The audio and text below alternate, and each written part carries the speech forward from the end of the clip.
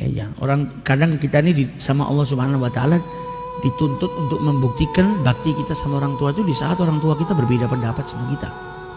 Orang tua semakin tua mungkin semakin ngerepotkan, atau mungkin minta sesuatu yang kita kesusahan. Nah, itu saatmu menunjukkan kalau engkau berbakti atau tidak.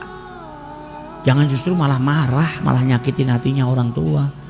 Engkau baru diuji dengan ujian yang kecil seperti itu. Ada orang-orang yang diuji dengan ujian yang luar biasa. Dulu ada satu dokter nyeritakan kejadian nyata yang dia alami. Dokter ini di rumah sakit kedatangan orang namanya Muhammad.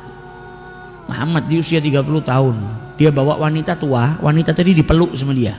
Dan wanita itu berontak terus. Mau buka jilbabnya, teriak-teriak, berontak kepingin lari. Dibawa ke rumah sakit, kata dokter perempuan tadi, ini siapa? Ini ibu saya. Lah kenapa kok sampai seperti ini?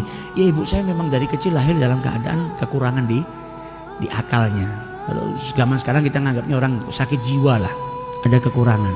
Lu bagaimana ceritanya kok bisa punya anak? Sakit jiwa kok punya anak? Iya, memang ibu saya ini dinikahkan sama ayah saya, sama satu orang supaya punya anak saya yang bisa ngasuh ini, ngerawat. Dan mulai dari usia 10 tahun saya sudah ngerawat ibu saya. Saya yang bersihin kotoran, saya masakkan ibu saya ngasih makan. Kalau mau tidur saya ikat kaki saya dengan kakinya ibu saya. Saya takut ibu saya lari dari saya. Saya takut keluar dari rumah nanti susah nyarinya, makanya dia mau tidur diikat. Jadi anak yang soleh yang luar biasa. Kita nggak dikasih sama Allah ujian seperti itu. Kita nggak dikasih ujian kita masih kecil. Ini anak diuji sama Allah punya ibunya dalam keadaan sakit jiwa. Mungkin kalau anak zaman sekarang sudah malu ngakuin ibunya. Mungkin ibunya dipergikan ke rumah sakit jiwa sudah supaya anaknya tenang. Ini enggak, sampai usia 30 tahun dia masih merawat ibunya. Lah kenapa dibawa ke sini? Ya ibu saya punya diabetes sama punya darah tinggi, ini saya kumat, saya bawa ke sini ke rumah sakit. Dan dipegangin ibunya ngelepas jilbabnya, nyanyi semua. Anaknya sabar luar biasa. Maka kata dokter tadi, kenapa tidak kau letakkan di rumah sakit jiwa? Ibumu kenal nggak sama kau? Nggak tahu. Sampai detik ini ibu saya nggak tahu kalau saya ini anaknya. Lah kalau gitu ngapain kau asuh? Kau letakkan rumah sakit jiwa dan kau bisa membina karirmu. Tapi yang menciptakan ibu saya tahu kalau saya anaknya. Allah ini nggak pernah lupa. Allah nggak pernah lupa kalau saya ini anaknya ibu saya. Dan anak itu diwajibkan berbakti, wabil walidaini ihsana. Bagaimana mungkin saya mau merelakan pintu surganya Allah Subhanahu wa taala?